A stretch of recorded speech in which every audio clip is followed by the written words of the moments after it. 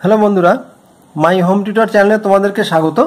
আজকে তোমাদের দেখাবো মডেল অ্যাক্টিভিটি টাস্ক 2021-এর স্বাস্থ্য ও শারীরিক শিক্ষার পার্ট 4-এর সমস্ত প্রশ্ন উত্তরগুলি। চলো শুরু করা যাক। এখানে প্রথম অধ্যায় দেশাত্মবোধ ও দ্বিতীয় অধ্যায় প্রাথমিক চিকিৎসা। কি আছে? বহুর মধ্যে সঠিক উত্তরটি খুঁজে বার করো, টিক চিহ্ন দাও। ক নম্বর, ভারতবর্ষের জাতীয় পতাকার কোন রংটি নিচের দিকে থাকে? সবুজ রংটি নিচের দিকে থাকে। জাতীয় পতাকার সাদা রং কিসের প্রতীক? ত্যাগ, আনন্দ, শান্তি ও পবিত্রতা। তাহলে শান্তি ও পবিত্রতার প্রতীক। প্রাথমিক চিকিৎসা করা হয় ডাক্তারের কাছে নিয়ে যাওয়ার আগে, ডাক্তারের কাছে দেখার পর, রোগ থেকে সেরে ওঠার পর, ডাক্তারের কাছে নিয়ে যাওয়ার আগে। কখন স্প্রিন্ট ব্যবহার করা হয়? স্প্রিন্ট ব্যবহার করা হয় অস্থি ভঙ্গের ক্ষেত্রে। উপযুক্ত শব্দ বসিয়ে শূন্যস্থান পূরণ করো। ভারতের জাতীয় পতাকার সাদা অংশের মাঝটির মাঝখানে নীল রঙের 24টি কাঁটা বিশিষ্ট চক্র বসানো থাকে। জাতীয় শোক প্রকাশে জাতীয় পতাকা অর্ধনমিত থাকার দিনেও জাতীয় পতাকা প্রথমে উঁচুতে তুলে তারপর দণ্ডের অর্ধেক পর্যন্ত নামাতে হবে। আহত ব্যক্তির শ্বাস প্রশ্বাস বন্ধ হওয়ার উপক্রম হলে দ্রুত কৃত্রিম শ্বাস প্রক্রিয়া চালানোর ব্যবস্থা গ্রহণ করতে হবে। বিদ্যালয়ের প্রাথমিক চিকিৎসার বাক্সে কিছু প্রয়োজনীয় ঔষধ থাকা আবশ্যক।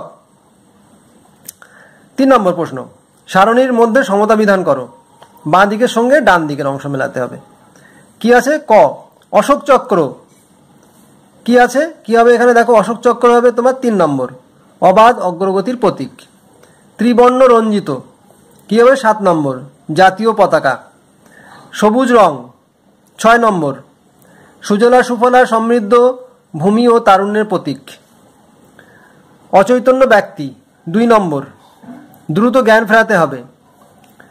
স্বল্প রক্তপাত হচ্ছে 1 নম্বর, ক্ষতস্থান আঙুল দিয়ে চেপে ধরতে হবে। প্রাথমিক চিকিৎসার পরে রোগীকে কী করতে হবে? 5 নম্বর, দ্রুত স্থানান্তরণের ব্যবস্থা করতে হবে। এরপর দেখো প্রকল্প। প্রকল্পের প্রথমে ক নম্বরে আছে তোমাদের জাতীয় পতাকার আদর্শ ব্যবহার বিধির ছবি সহ একটি প্রতিবেদন তৈরি করো। ঠিক আছে, তাহলে এটা দেখো। প্রকল্প 4-এর ক, তোমরা প্রথমে একটি এরকম জাতীয় পতাকা এঁকে নেবে খুব সুন্দরভাবে। আশা করি তোমরা এটা আঁকতে পারো। তো জাতীয় পতাকা আঁকার পরে তারপরে তোমরা এখানে পয়েন্টসগুলো সুন্দর করে সাজিয়ে গুছিয়ে লিখবে, যেমন করে এখানে লেখা হয়েছে। যেমন দেখো, জাতীয় পতাকার ব্যবহারের বিধি। 1 নম্বর, যে কোনো মঞ্চে জাতীয় পতাকা উত্তোলন হলে মঞ্চের ডান দিকে জাতীয় পতাকা থাকবে। ঠিক আছে, জাতীয় পতাকার ডান দিকে অন্য কোনো পতাকা থাকবে না। 2 নম্বর, জাতীয় পতাকা সবসময় দ্রুত গতিতে উত্তোলন করা উচিত।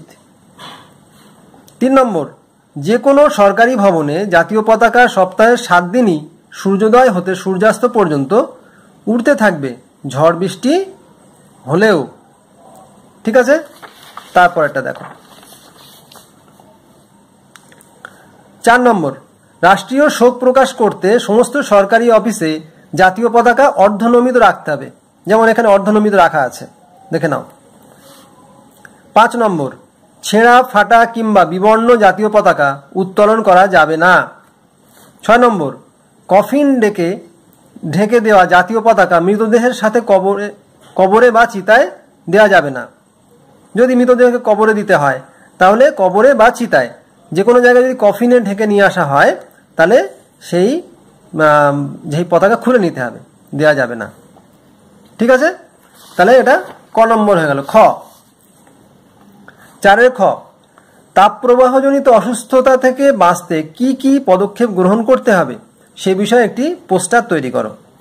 দেখো, উত্তর 1 নম্বর হচ্ছে তাপপ্রবাহের সময় রাস্তায় বেরোনো এড়িয়ে চলতে হবে।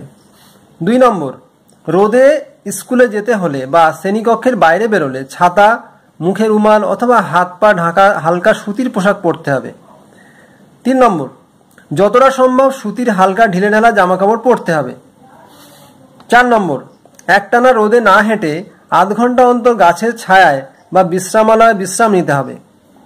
5 নম্বর, বাড়ির বা মিড ডে মিলের খাবার তেল মশলা ছাড়া খেতে হবে। বাড়ির বাইরে বেরোলে রসালো ফল খেতে হবে। বাইরে বেরোলে ঘাম মুছে ফেলা রুমাল সঙ্গে রাখতে হবে।